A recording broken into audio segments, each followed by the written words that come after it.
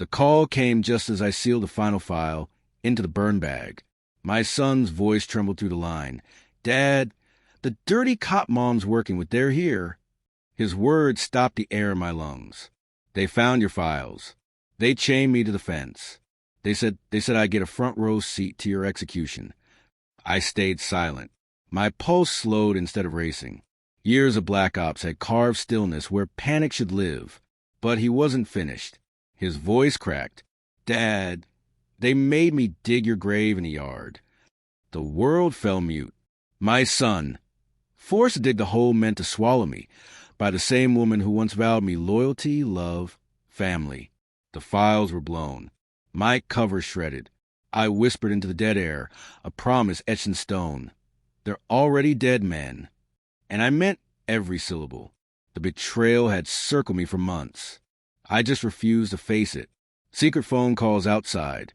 Whispered conversations in the next room. A softness in her voice that belonged to someone else. She told me she was tired of the lies my undercover life demanded. I thought it was resentment. I never guessed it was conspiracy. She wasn't tired of deception. She was building her own army of crooked cops, the very ones I'd spent years dismantling. She wasn't just complicit. She was fueling them. My wife, the mother of my son. I replayed his voice in my head, fear crushing his words before he understood their weight. He was 11, old enough to know chains meant prison, too young to know digging meant death. That was her gift to me. Her betrayal wasn't just infidelity, not just treason. It was a death sentence, written in my child's shaking hands. And I knew then I wasn't going home to fix a marriage. I was going home to bury it. I moved without hesitation. First, I activated Ghost Protocol, a dead channel, secure, untouchable. Every file uploaded to a server she didn't know existed. Insurance. Second, I mapped the house in my mind. Every angle, every shadow, every point of entry. I'd breached hostile compounds before. This one was personal. Third, I studied her habits. She always mistook my silence for surrender. Tonight, that mistake would end her. I reached the property past midnight. No lights, no sound. The fence appeared in the dark, and there he was, my boy, slumped, chained, head down but alive. The yard bore a scar. Fresh dirt piled where small hands had been forced to dig. A grave. My grave. Thumbs up. On the porch, two men smoked casually, certain of their safety. Inside, I glimpsed her, my wife, laughing, drinking with them, as if the woman I'd married never existed.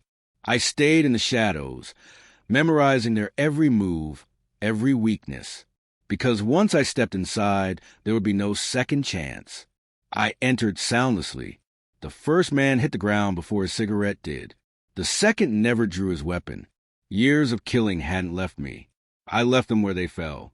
Inside, I found her. She turned, startled. The glass slipped from her hand. The mask of a wife cracked instantly, exposing the traitor beneath. I didn't raise my voice. They chained our son to the fence. They forced him to dig a grave. You knew. She shook her head too fast. I couldn't stop them. I slid the envelope across the table. Photos, bank transfers, records, all under her name. I had collected them weeks earlier, buried under suspicions I hadn't wanted to believe. Her eyes widened. Her lips shook. "You already knew," she whispered. I nodded once. I always did. Her collapse was silent.